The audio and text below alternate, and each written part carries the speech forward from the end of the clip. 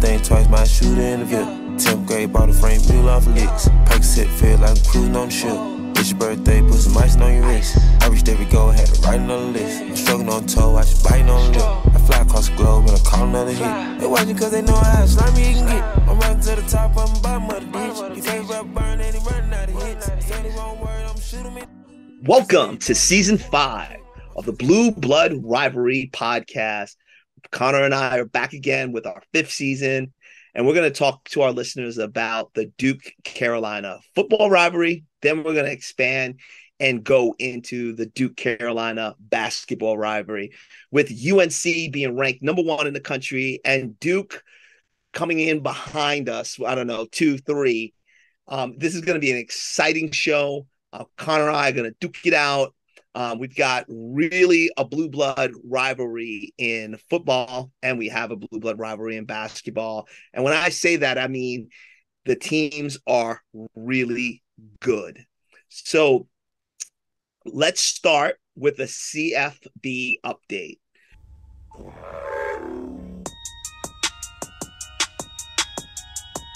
It's almost game time. Don't forget to pick up a 6-pack or 4-pack of the Blue Blood Rivalry Ale. Go to your local supermarket. If they do not have it, go to your manager and ask for it. The official game day beer, the Blue Blood Rivalry Ale, is light, crisp, and refreshing.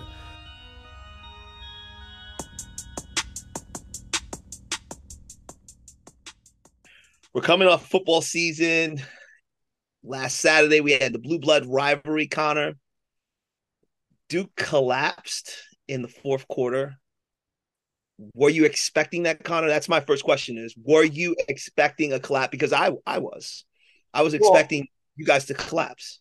I mean, it depends on who you ask, because I was actually ready. I was getting ready to storm the field. So, I mean, hand up on that one. I made a mistake. I was a little premature in my celebration there, but I mean, yeah, like anyone could expect a Duke team that won 4 games all of last year to collapse to a superior talent-wise UNC team. But I think you're glossing over the real point here, Haas, which is we have a coach, and now we're like, that was a 7.5 point spread. That should not have been a game that Duke was winning the whole time. I think, if anything, I was more so surprised about the fact that Duke was winning the entire game. So what about that? I was like, maybe we collapsed. To be fair, if your offensive lineman doesn't create that foul, you win, right? Yeah. But you didn't win, right? You created the foul and you can lost. Say what you want, but his foot was out of bounds. Like at the end of the game, the UNC receiver's foot was out of bounds. Inbounds. Out of bounds. I will die on that. Inbounds. I watched that replay on the big screen. I went home and I pulled it up on my phone. I watched it 10 more times. There's no amount of green between his foot and the sideline. That is just out of bounds.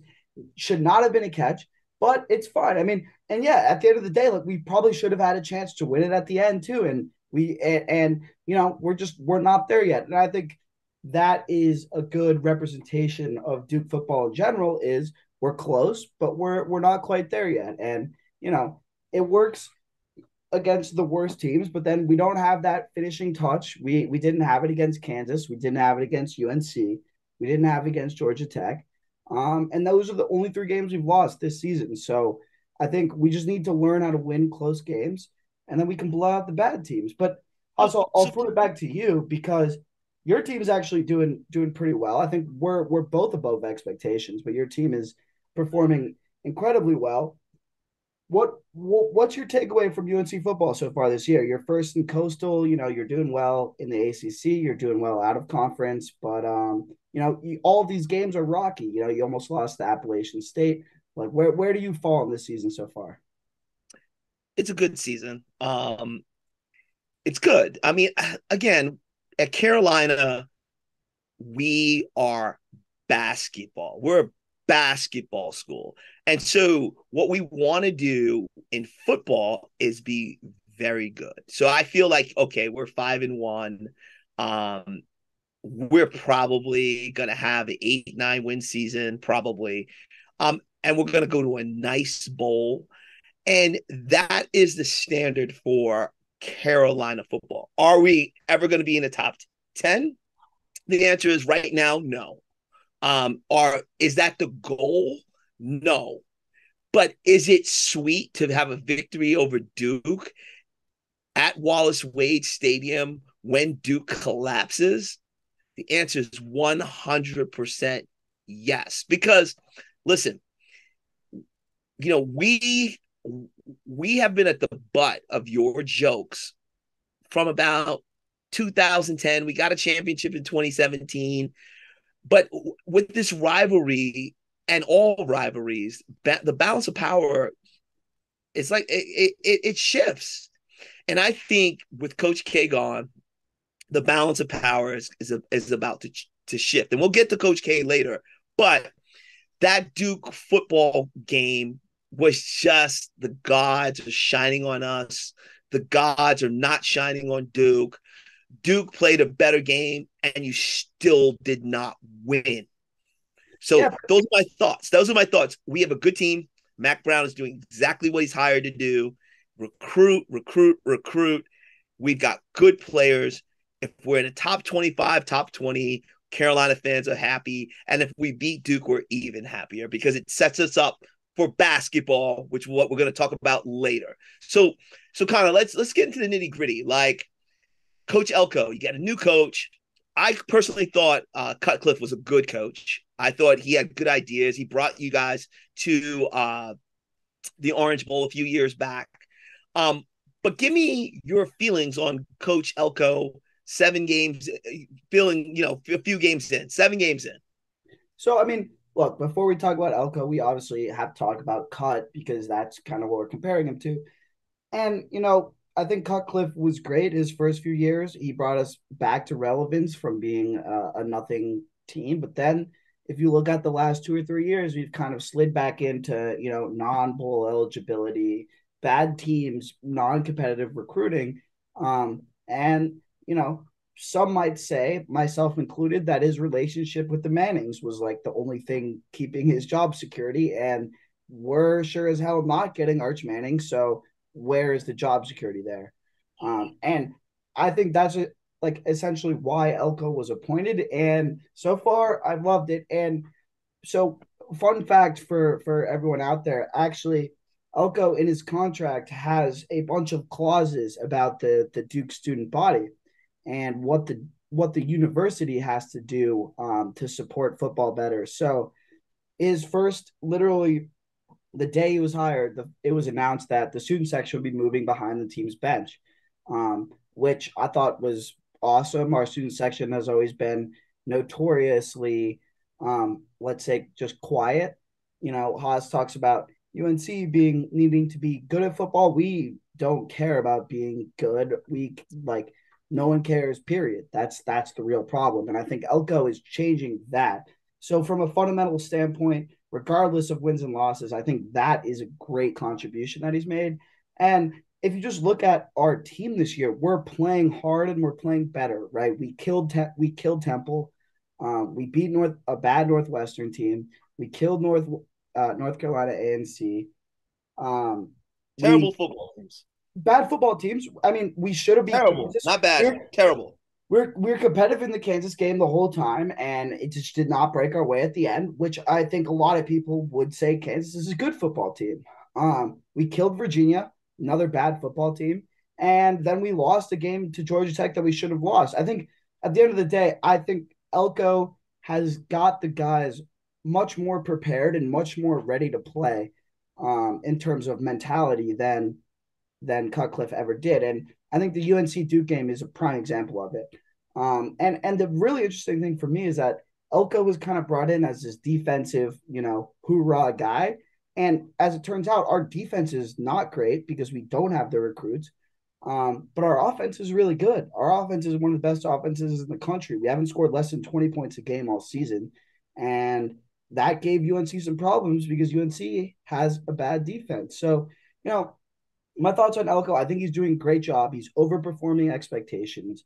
And that's all you can really ask for from, a first-year head coach is like at least do better than our minimum expectations of you. And that's what he's doing. And I would say the vibe around campus is significantly improved from what it was last year. But also, I'll flip this back on you. So, I mean, what you said was Mac Brown was brought in to keep this team competitive. I thought Mac Brown was brought in to win this team championships. Like those are two completely different categories. You know, Mac Brown is a championship winning head coach. I was the way I looked at it wasn't like this is the last stop on his road, but you know he's coming here to compete for something real, for ACC titles, for championships. Do you think that you guys are on pace to do that, and that's going to happen for you?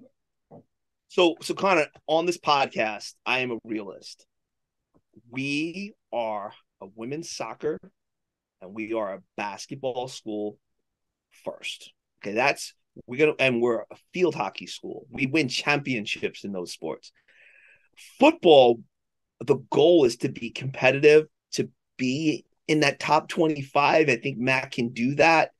As far as winning ACC championships, I mean, let's look at our schedule. Like Pittsburgh, that's going to be a tough game. Okay, Virginia. If you're having problems with Duke, you're going to have much bigger problems with Pittsburgh. I'll say that much. Let's just look at the schedule, right?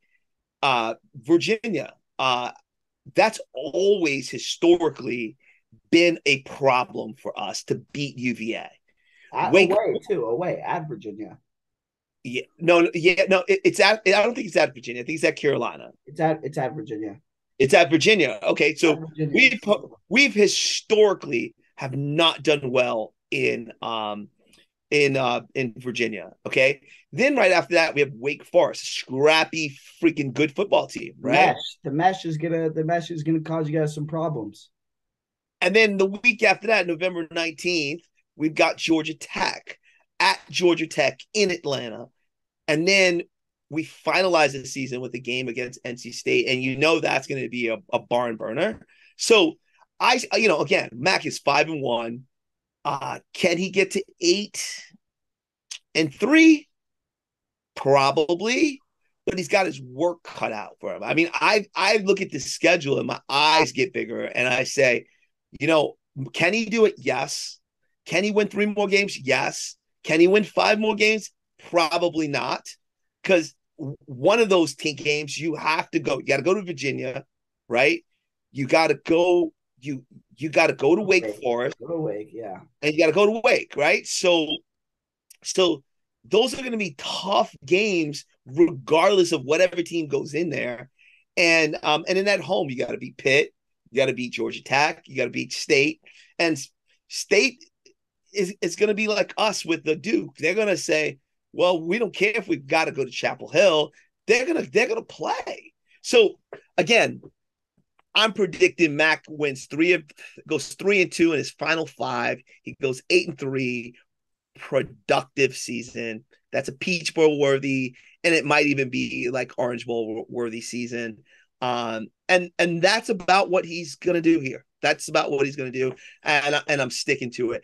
And as a Carolina fan, we win the Duke game. You go 7-5, 8-3, or 8-4.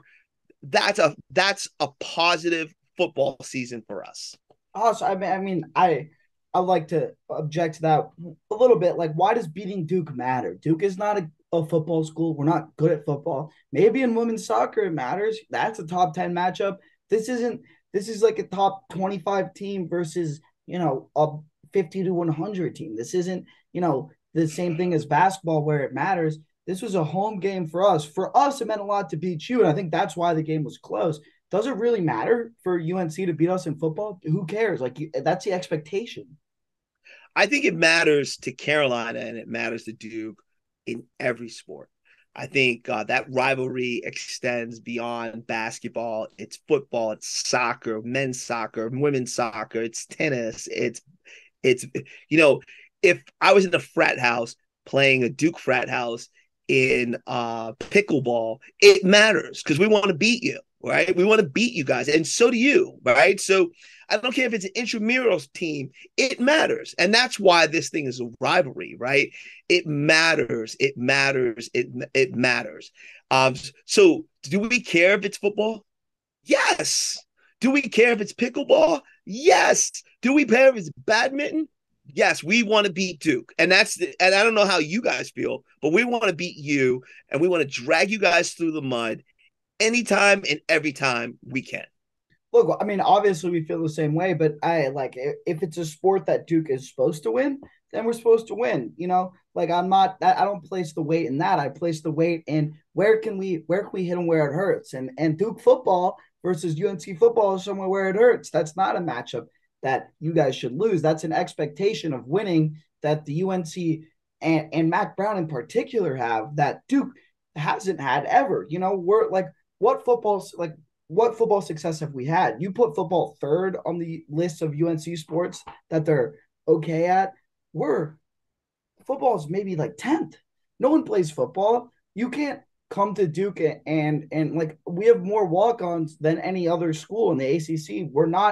We are run like a, Northwestern or one of those teams where we've never had a coach. And that's why I think the fact that we have a coach now and the fact that our guys are bought in and they're trying to get the fans more bought in, you should be a little bit worried because if you don't dominate football, what do you guys have? Because I'm not gonna be here for the basketball. We're gonna get to what we have, Connor. We're gonna hold out. You don't. We're gonna get there. We're gonna get there. But Connor, let's wrap up this football thing. Tomorrow at 12:30, you guys got University of Miami.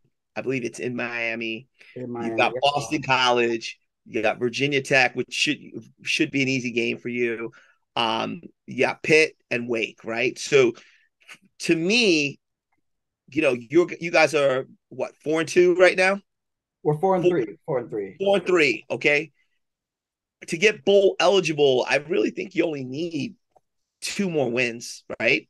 Two or three more wins. 2 more wins, 6 wins to get bowl eligible. Okay. My question is, with that schedule, can you beat Miami? Yes or no? I don't think so. I mean, yes, we can. Will we? No. Okay. Can you beat Boston College? Yes, and we will beat Boston College. That's a bad. Can you beat Virginia Tech? Yes, especially Haas, I would go back. I would say the real question is, can we beat Boston College Friday night at 7 p.m.? And that's a little bit more up in the air. I think that's the game that's the one we got to look at because Pitt, we could beat Pitt, right? But will we beat Pitt on the road? They're probably a better team than us. That'll probably be Pitt favored by 5 to 6 points. And against Wake, like I don't think we can beat Wake. We always could, but I don't think we will beat Wake. I don't think we will beat Miami. And I think Pitt will be an absolute brawl. So, and I think we will beat Virginia Tech. So for me, the game that comes into question is the Duke Boston College game, November 4th at 7 p.m. on a Friday. That scares me a little bit. Boston College is a really bad football team, but playing at their place on a short week at 7, that makes me wonder. So I think I'd put it at 70%. They get bowl eligible, 30% they don't. And if we're bowl eligible this season, after not being for the last 4 years, and after the performances we put up, in the past couple of years, I think that's a win. And we take that and we build off of that. And Elko he hasn't even had a class come in yet that he's recruited. These are all Cutcliffe's recruits still. So I think bowl eligibility and then give it some time, and I'm more than happy as a Duke football fan. Yeah, listen, Connor, I based on the way you played Carolina, I mean, that game is 38-35. And if I'm honest, you should have won the game. We were winning the whole time. We were winning the whole time. I was mental mistake. Lost that game. Bad penalties, like stupid ticky-tack mistakes, and that was why we lost the game. And we should have won that game. That's living in my brain, Haas. You're in my brain, rent free. Exactly. So, do I think you beat Boston College? Yes. Do I think you beat Virginia Tech based on the way you played against Carolina? Yes. Now, So that puts you at 6-5. I'll take 6-5. I'll take 6-5. Like 6-5. No. That puts you 6-6. That puts you 6-6. That makes you 6-6. 500 is better than our record for the past 5 years. Like I'll take 6-6. And then if you guys can grind out one of those games, the Pitt game or the Wake game, but I would say the Pitt game, then you're 7-5. And for me, that's a good season for you too. Yeah, I think it's a great season. I think that 7-5, by the way, if we get one of those wins, that 7-5 puts us in a good bowl because we've beat all the teams we're supposed to beat by a lot, and the games that we've lost have all been one possession games. So like it's not like we're this, dump fire of a team like we were last year where we were losing to NCAA outright and then getting pummeled by the good teams. We're competitive with the good teams and pummeling the bad teams. And I think that's what matters. And I think that alone, even though the record might not reflect at the end of the day, like that 6-6, the way we went 6-6 is important. And I think that will give me a lot of confidence going forward. Yeah. And again, like Connor, we want you guys to be good. We want the Duke Carolina football rivalry or to be a game, right? Like I was happy that was such a freaking good game. That was one of the better games to watch of the year. So we want to win, but we want you guys to be pretty good. So I think you guys can definitely go 6-6 this season. And if you guys really pull it together, I think a 7-5 season is doable. I think Carolina will be like 8-4. I think that's a great season for them. But again, like I think you guys have an opportunity to do some great things. So Connor, let's shift gears here and let's get into like our college basketball preview. This is what our listeners listen to us for.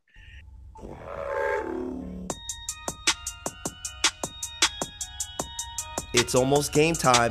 Don't forget to pick up a 6-pack or 4-pack of the Blue Blood Rivalry Ale. Go to your local supermarket. If they do not have it, go to your manager and ask for it. The official game day beer, the Blue Blood Rivalry Ale, is light, crisp, and refreshing.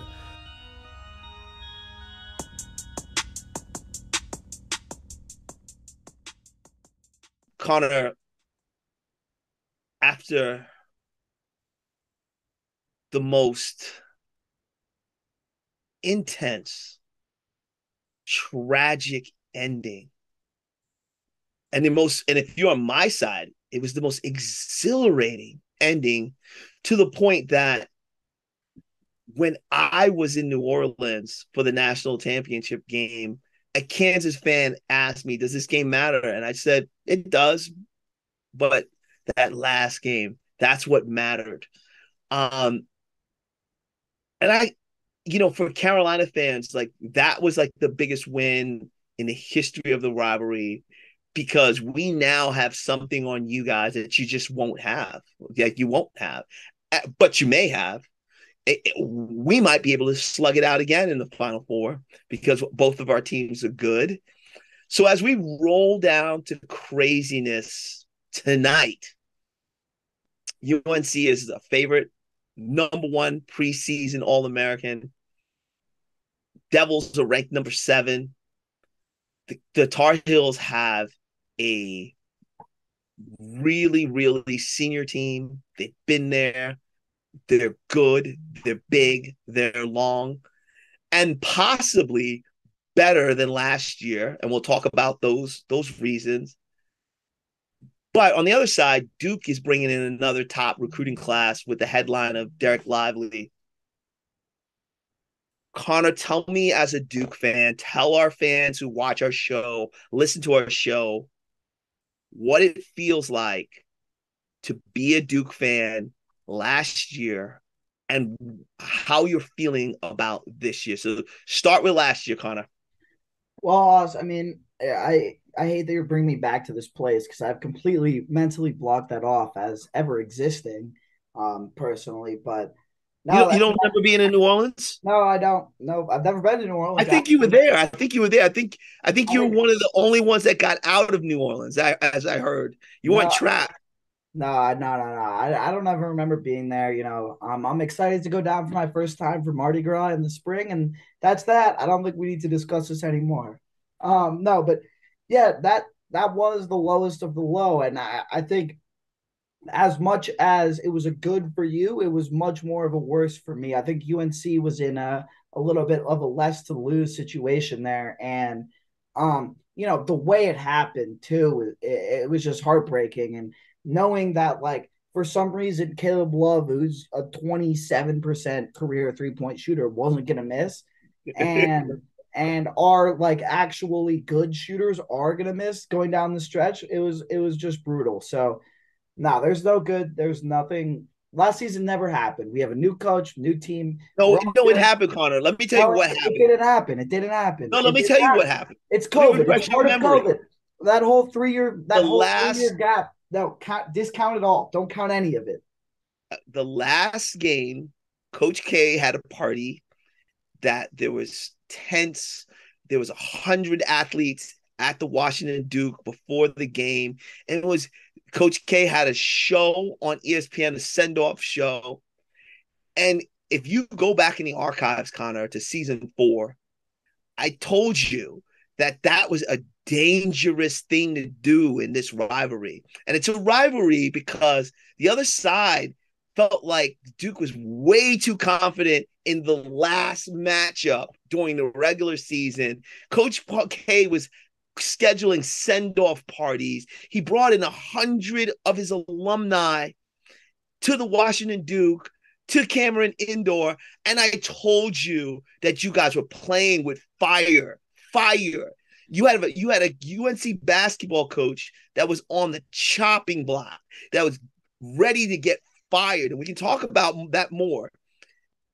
And not only did you lose that final game, you lost again in the Final Four. Now, for me, if I was on your side, that must have been the most horrific experience as a Duke fan in the history of being a Duke fan. No, Haas. I mean, we're a football school now, so it doesn't feel bad to me at all. Um, but yeah, no, I mean, like, what do you want me to say? It can't get worse than that. It sucked. I went back to my hotel room and I punched the wall as hard as I could. Like, all of these things happened, yes, but Okay, we let me tell you what. Let's live in the Let me tell moment, you what Haas. Let's happened. live in the moment. You're living in the past. No, listen, No, we you know have what? to. I'll tell you We're what gonna happened. get there, Connor. Let me tell you what happened in New Orleans. Haas, Let me tell you about second, New Orleans. You know what happened in New Orleans? Kansas, like, No, all-time forget Kansas. all-time choke job from UNC. And you know No, what? In my no. darkness, as a Armando Duke fan, Bacot twisted his ankle on the floor. The floor was loose. He as twisted his ankle, and Caleb Love hurt his knee. And Manic had a concussion in the first half. We had no bench. If those three are healthy, we win so that game. everyone on my entire team got hurt. Look, let me tell you what happened, Haas. Everybody mattered. That was the darkest point of my existence as a Duke fan. But it was a little bit of light at the end of the tunnel that told me, you know what, it's not that bad. UNC choking one of the biggest leads in a halftime in a championship game in NCAA history. That was atrocious. Sure, actually, fun fact: the floorboards are meant to bend to reduce ankle injuries. Well, that's what happened. Yeah, no, that's basically what happened. It bent and it twisted his ankle. Yeah, but I mean, Bacot maybe should do more calf raises, do some more ankle like strengthening exercises. Come on, that took me out of my darkest hour. That was like the one light at the end of the tunnel. We're in the deepest part of the sea, and that's the one light. And now you're trying to eat it up. Connor, let's talk about that weekend. So my feeling as a Carolina fan was Duke, you guys flew your Lear jets in. You guys booked the entire weekend. I know guys who Airbnb from Thursday to like Tuesday. Okay. And the arrogance on Duke fans last year was, this is not going to happen twice. kind of confirm that. Confirm. You guys didn't think for a second we would beat you twice. No, I did not, because your team, in my mind, and still even going back, we're the better team. And you know what? You weren't the better anything team. crazy. We beat you. anything crazy can happen in one game. I think we're the better team. I'm not worried about it. You look at Paolo's start last night. Like, I think we're the better team. Yeah. Okay. I was. Connor, Haas, you want me to answer the question shortly? Yeah, I was sure as hell that you guys were not going to win. See, and that's what made it great. You guys were 100%, not a shadow of doubt. Like, this will not happen again. Coach K will not have it. We and when beat it you happened, by 20 the first game. We beat you by 20. There's no reason that how can one game be by 20? The second game is a 7-point game. And all right, Connor, let's get to today, okay? UNC is ranked number 1 preseason, number 1. Hold on. And the last time this happened was the 1981-82 season, when James Worthy, Perkins, a guy named Jordan, won the national championship. That's the last time we had a preseason number 1. Oh, so what? 20 years before I was born? All right. Okay. That's the last time we had a preseason number 1. Okay. And we're coming back just like 81-82 season with a very experienced team. Were you surprised or were you upset where your team was ranked versus where we were ranked today with all your 5-star recruits? Talk to me, Connor. I mean, I'll give it to you 2 answers. One, I was a little bit upset and surprised about where we were ranked personally. I expected UNC to be high, right? You're returning 4 or 5 starters from a national championship game. I think, one, just preseason polls in general aren't the most accurate things in the world, just because, you just have, like, all you can look at is last year and then a bunch of unproven high school guys. So I think I'm a little bit upset. I'm not really surprised. Every time Duke brings in, I think we were 10th to start the poll last year.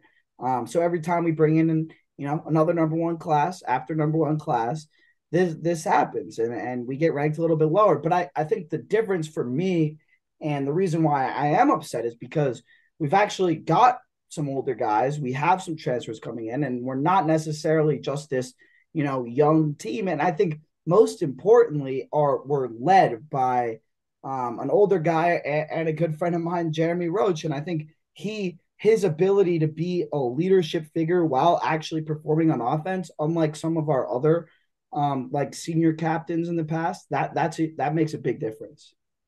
Okay, so RJ Davis, Jeremy Roach, who are you taking? Jeremy Roach in a heartbeat. No, RJ. Jeremy Roach in a heartbeat. Huss, remember your whole thing last year? Duke has 5 first-round picks. Where did you count Jeremy Roach? You counted Jeremy Roach in that 5. You put him in the 5. No, I think. Listen, I think Jeremy Roach. I think Jeremy Roach. I think Jeremy Roach is a very good basketball player. I think he's a very good, and I think your run last year partly was due to Jeremy Roach. I think there were times where he was the best player on the field. Okay, now, Connor. So I think he's a great player, but I think off the dribble, off the bounce, I think RJ's a little bit better. Off the bounce, that's where Jeremy's the best, and he's the best assisting. I'll say this, Haas. Who's getting drafted higher, Jeremy Roach or RJ Davis? And is RJ Davis even going to get drafted? I don't think either one of them are good enough for the NBA, but I think both of them are very good college basketball players. So where does Jeremy Roach go in the draft? Because he a second round, he gets. He would have been a first-round pick last year. Like last year alone, he would have been a first-round pick. I think the NBA is a highly specialized game. I think small point guards have a very difficult time in that league because of the length in that league. I think Jeremy Roach is a very good player, but I don't think he's he's good enough to talk about being an elite NBA player. He's not that. RJ is not that. But other guys are that. So my question is, if you say Caleb Love is as one of the guys that might be, it's over. I can't deal with that. Well, let's talk about Caleb Love. Caleb Love, what we found out last year, is a scorer. He came in and he was supposed to be a point guard, but his vision for the field, seeing the game, seeing the court, he just didn't. But he's big enough. He's 6'4", 6'5", but he's a big man, 6'4", 6'5". He can get to the hoop. And if Caleb Love can find his rhythm, he can shoot himself into games. So just like those Duke games that you talked about, part of the reason why Caleb Love performed so well was Hubert Davis didn't have anyone to go to. So towards the end of the season, Caleb knew that he could go 2 for 7, 2 for 8 in the first half, and then find his shot in the second half. And that's what he did, because he shot and drove himself into games. And in addition to that, last year's team was set up very, very good for Caleb because we didn't have a bunch of guys blocking the paint. We had Manic on the wing. Manic, 6'10" guy, stretched the floor. It gave Armando room to operate and do what he does best, which is rebound and put the ball back. And then also provided room for Caleb to attack the rim. And then if Caleb is attacking the rim, then you've got to step off of him, and then he can become that three-point shooter that we didn't think he was, but now that we know he was. So kind of let's talk about expectations. Last year, we overperformed. We found our team late. We kicked Duke's ass twice, once at Coach K's send-off, and a second time, which has never been done, at the Final Four. So what is the goal this year? This year, it's got to be a national championship. And if your team shows up, the goal is not only to win it, but to beat your asses 3 freaking times. That's the goal. Hoss, I'll say this, and we're gonna do it too. What's the goal every year? What's the goal every year? What? Come on, we're playing for a national championship or playing for nothing. This is then it's not the goal. It's not the goal. It's the expectation. The expectation is that we win the national championship. You guys cannot win the national championship. You're not good enough. I disagree. That's where we got good players. We have great players. You had great players. What happened? You had great players last year, I think. Yeah, we had great players last year, but we didn't have any veteran leadership. And what we were able to do. Okay, so what do you have now?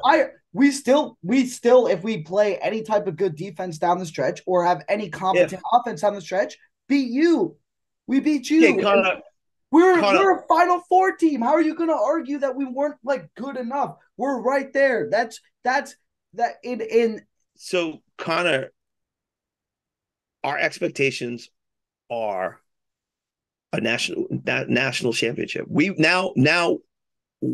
Our expectation is to beat you 3 times. If you guys get to the Final Four, we'd love to play you. We believe that our team is good enough to beat some young 18-year-olds with Jeremy Roach. Okay.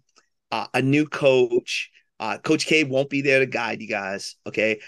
Shire's he's got high expectations as well. He's got the best team and the best young players in the country. Okay. Which is why this is a rivalry, but he's got pressure, right? He's got pressure to walk in Coach K's footsteps, right? So who does that? Who does that? The first guy to walk in Dean Smith's shoes got fired. The first guy to walk in someone's shoes like a Phil Jackson, they never lived up to these great coaches. So our expectation is that we beat you both times and we win a national championship, because that's the expectation, because our team is good enough. We replaced Manic with Nance, and he is I guess he was 45% from 3 last year. Pete Nance, he's 6'11". He has a 7'4" wingspan and shoots the 3. We're gonna be long. We're gonna be big. We're going to be able to get to the hoop. We're going to be able to space out the floor. And we've got a ton of experience. And it's going to be like boys playing grown-ass men. Also, I'll say this. One, I mean, you missed an easy opportunity there. What you really replaced Manic with was Brady Manic. High 3-point percentage shooting power forward from Oklahoma. To a T, you replaced the same guy with the same guy. So I think on that front, like grown men, sure, maybe you have some older guys, but at like Paolo was more of a grown man than anyone on your team last year. And he dominated anyone on your team last year. And for like, I am very, very confident. I mean, it might just be my personal opinion standing next to him as, you know, a sub 6 foot guy standing next to Derek Lively. I think he will dunk all over you. I've seen him firsthand. He doesn't make sense. Like, so is he better than Paolo Banchero? I'm asking the question. I say no, he's not. I say no, he's not, but it depends on what the role is. I think he is a better, like, the way I look at Derek Lively is similar to Evan Mobley, right? He is this big, multifaceted, you know, center, true center. I think Paolo is a little bit of a hybrid between a power forward and a center, and he's going to have the ball in his hands a lot more. I think Derek is going to thrive without the ball in his hands. And I think that's what makes this team special is our best players don't need their ball in their hands the way that they did last year. And I think having a facilitator like Jeremy with the presence and you know, the experience. All right, so give me your lineup. Who's your lineup? Well, I think obviously it's going to be Jeremy Roach at point guard. At the point guard, yes. I think we'll come back to shooting guard in a second, just because I think that's the one point of contention here. I think honestly, if it were up to me, I think we go big. I think we go Kyle Filipowski, who's a power forward, who's 6'10", and Dariq Whitehead, and Derek Lively. 6'7". Filipowski's 7 foot. All those guys are big guys, and I really like them. That's the question: can we play one of those guys at small forward? I think yes, but that's going to be a question for Shire, is optimizing our actual talent. I think, you know, maybe we play Dariq at small forward, but he's definitely got the skills of a more power forward guy. So who's your center? Derek is 7'1". Derek Lively. Derek Lively's our center. Okay, who's your power forward? Filipowski. Always. At Filipowski's power forward. He's 7 foot. Yeah, so he is a phenomenal 3-point shooter. He is like, for me, the way I see him as a how do you know? He's a Ryan Kelly. How do you know? How do you know with any of these guys? How do you know that Caleb Love is going to be able to shoot above 25%? We saw it all last season. We saw it. You also saw him shoot 2 for 18 from the field. So if we're taking based on what we've seen Caleb Love play horribly. We've seen that. Like, I know that he can play bad. I don't like, that's the thing for me is like, oh, okay, yeah, you have some experience. Armando Bacot, pencil him in for, 16 and 12. That's like easy every single game. He does that. I believe in him. But I don't believe in Caleb Love. I don't believe that he has the ability to do what he did in the tournament the entire regular season, because he has shown us for a fact that he doesn't with his first 2 seasons in college basketball in the regular season, playing horribly and shooting inefficiently. And, he'll have 1 great game and then 4 horrible games. You've seen it, Haas. You know what I'm talking about. So chucking Connor, shots, not getting the paint. Connor, look, here's what this is going to come down to. Your team is a good team. You've got great 5-star recruits. You're big, but you lack experience. And playing with the expectations of in the wake of Coach K is going to be tough. The fans are going to question, can Shire do it? Now, the question is Shire ready for this? Like, that's my question to you. Is like Hubert Davis had an adjustment. He had to adjust. If Hubert does not win the Baylor game, Hubert doesn't have a job right now. Okay? He doesn't. So my question to you, this is a big spotlight. Kyer cannot go before the cameras and say, well, I don't have the horses yet. I've got somebody else's recruits. Shire's got everything he needs. By the way, these are Shire's recruits. The Shire's the one that recruited all of them. Okay, so there's Shire's recruits. Okay, I think he had some help with these guys. By the way, Kay has not been going into living rooms for a few years, so I don't. Okay, but he's got some other guys on his bench that were helping him. Who are still on the bench. Who are still on the bench. Some of them. Like Nolan's not on the bench. Nolan's not. That's okay, but Nolan helped recruit a lot of these guys. That is a big loss for us. I think that's actually going to go under the radar. Okay, but my question to you is he ready? Is he ready?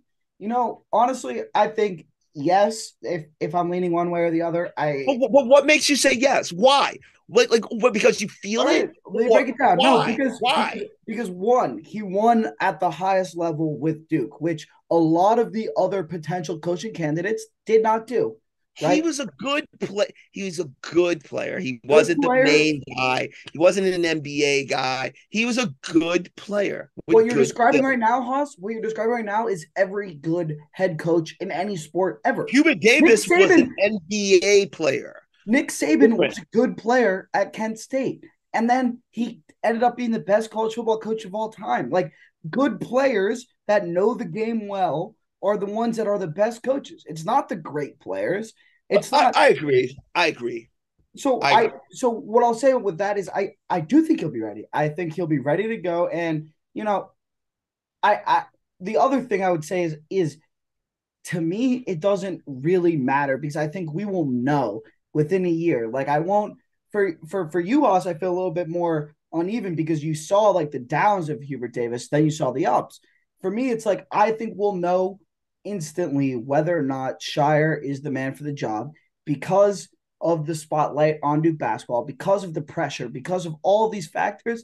I think we'll know pretty fast. And maybe like what I'll say right now is I don't know. I don't know if he's ready. I'm not going to say one way or the other, yes or no.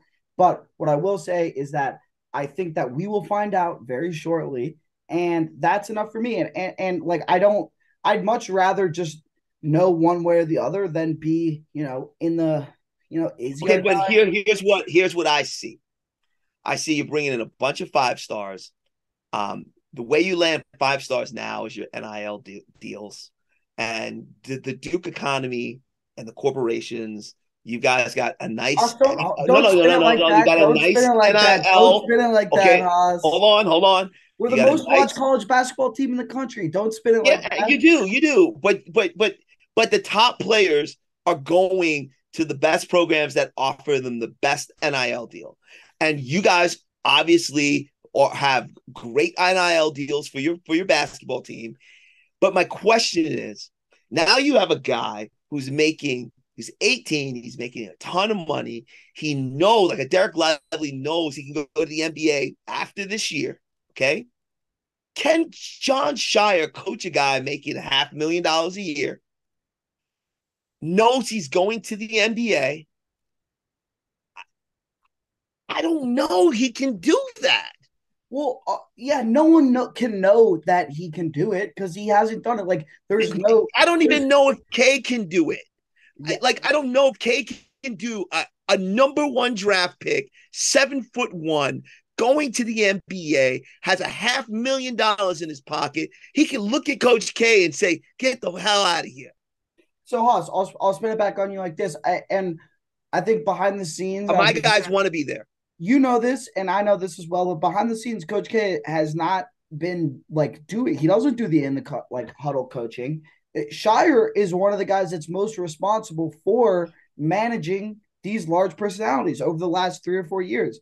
Like that's kind of what's going on behind the scenes. And I think that makes him more qualified and more ready than most people think. That being said, do I have ultimate confidence? Am I 100% sure? No, absolutely not. It could go once you're in that role and once you're in that stage, there's no predicting how it's going to go. It is it's one of the jobs that changes hands very, very few times ever. And when it does, every single time, it's oh, we got to watch out. Anything could go, it could go north, it could go south. We could be an irrelevant basketball team in 10 years? No one knows because this program has all been Coach K. And for that reason, like neither of us can make an accurate judgment on what's going to happen. Do I hope that he's going to do well? Of course.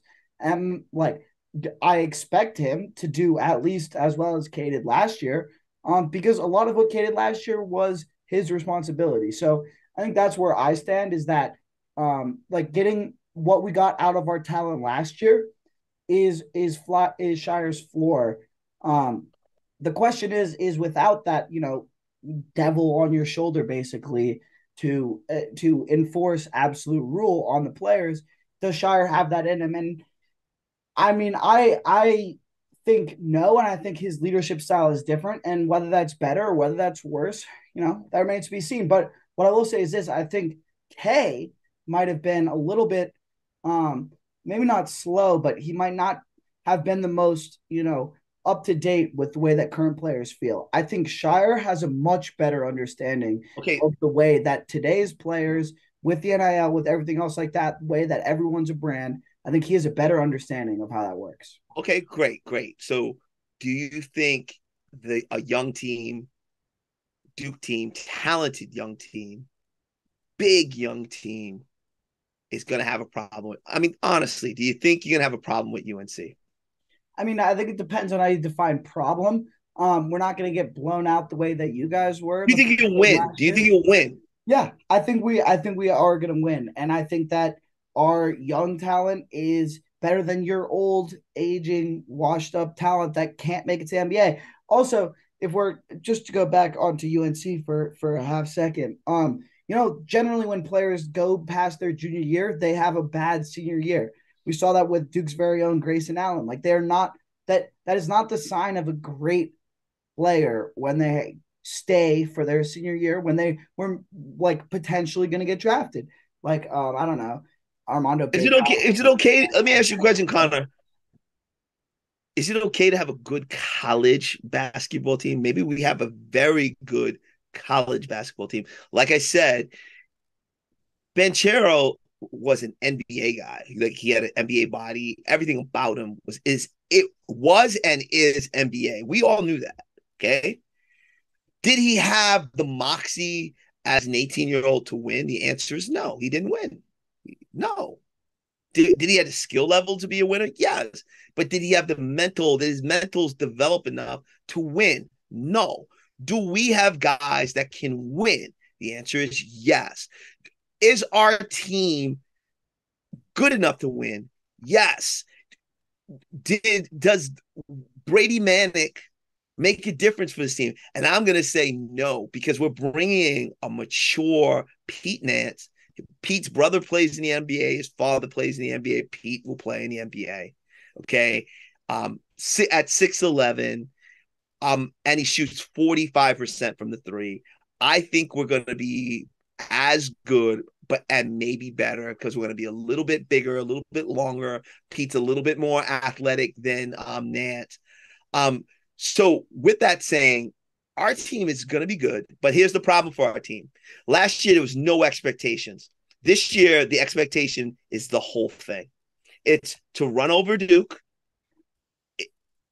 in February, to run over Duke in March, and to run over everybody in April for the national championship. And anything less is a shitty season. Sucks. I mean, Haas, I agree with you on the Pete Nance front. Manick, he was good. You can replace him. I think we've talked about it before, and we can talk about it again. But the expected improvement from the current guys that are returning for UNC, to me, from everyone else, it's absolutely ridiculous. All of a sudden, RJ Davis and Armando Bacot are going to be these amazing players and improve in ways that they haven't before. They were amazing. Leaky Black's going to somehow have an offensive game. Leaky has great defense. He don't need to play offense. Yeah, but that's the reason why you're projected to be number one is because people think that he might be able to play offense, and he can't. That's the thing that switches the other way for me is, how about the fact that I've seen so much of your team and I know who they are? They're not changing who they are. For us, we have no idea what they're going to be. But for UNC, I know who these guys are at this point, and like a lot of them are projected to do things that they just can't do. And I think a lot of that has to do with RJ Davis, Leaky Black, and Caleb Love.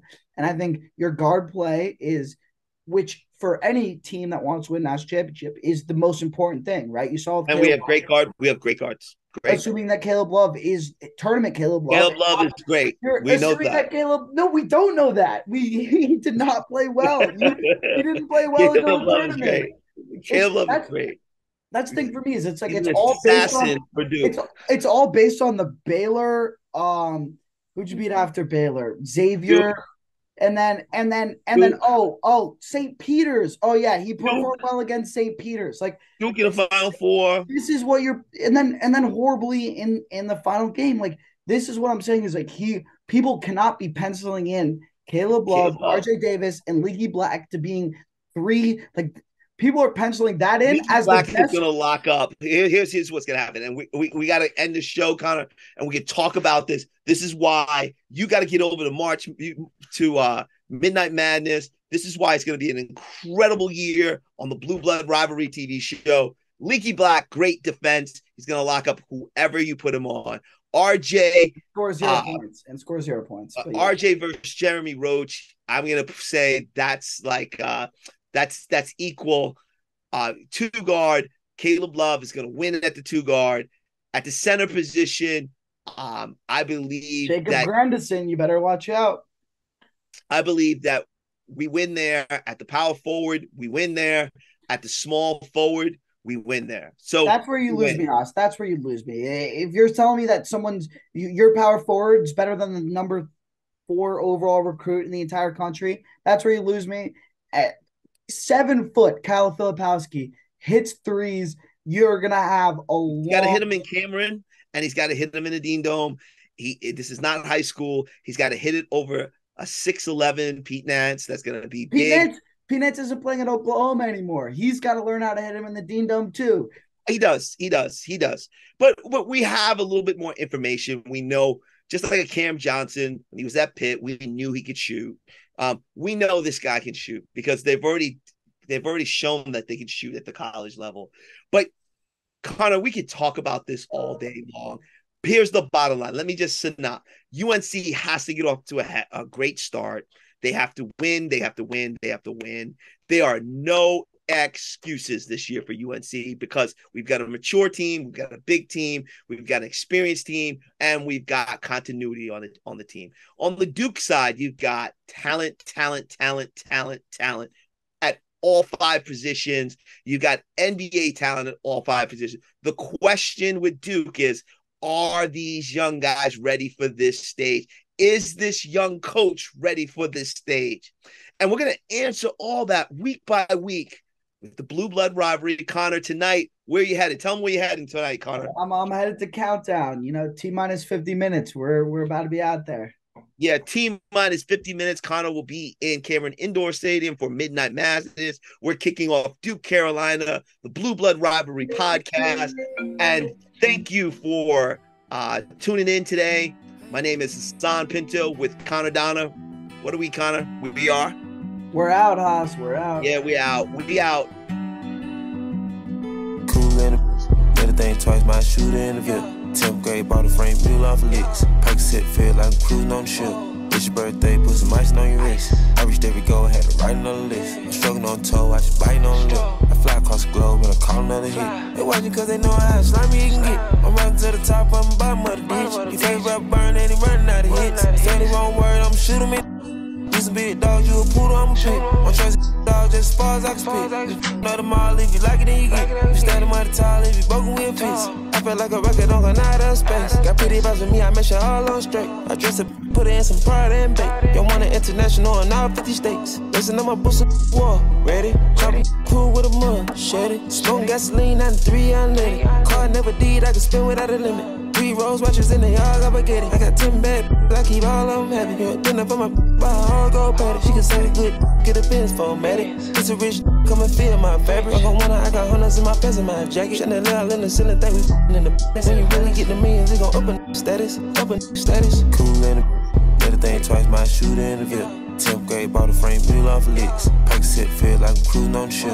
It's your birthday, put some ice on your wrist. I reached every goal, had to write another list. I'm struggling on toe, I should biting on the lip. I fly across the globe and I call another hit. They watching cause they know how slimy you can get. I'm running to the top, I'm bottom of the ditch. You favorite burn and he running out of hits. Say the wrong word, I'm shoot him in it. He's a big dog, you a poodle, I'm a pit. I'm trusting dog just as far as I can spit. Let them all, if you like it, then you get. You stand by the tile, if you broken, we'll fix. Pull up to the Maybach in the driveway. Trap house head, counting hundreds on the room. How you claiming you a street? Having loose lips, got a lot of new. Eliante chain like the bottom of a ship. Got my in the feds getting lows when they get out. Kiefer had to bring the bin, take her with the kid out. Got 5 running off the dope at the penthouse. She ain't trying to give me no neck, she had to get out. Some of young shooters go wags. Big brother taught me how to sit at the fist. When I pull up moose, saying she get cracking on the little shorty, give me brain, I almost crashed. The whip get her, send around with your shoe size. I done came about 2 times, yeah. I got top on top the rooftop, yeah. Big cullin' and suicide, yeah. Cool man, better think twice, my shooter in the VIP. 10th grade, bought a frame, bill off licks. Pack set, feel like I'm cruising on the ship. It's your birthday, put some ice on your wrist. I reached every goal, had to write another list. I'm struggling on toe, I should biting on the lip. I fly across the globe and I call another hit. They watching cause they know how slimy you can get. I'm running to the top, I'm bottom of the ditch. You favorite burn and he running out of hits. Say the wrong word, I'm shoot him in. He's a big dog, you a poodle, I'm a pit. I'm trusting dog just as far as I can spit. Let them all, if you like it, then you get. You stand by the tile, if you broken, we'll fix.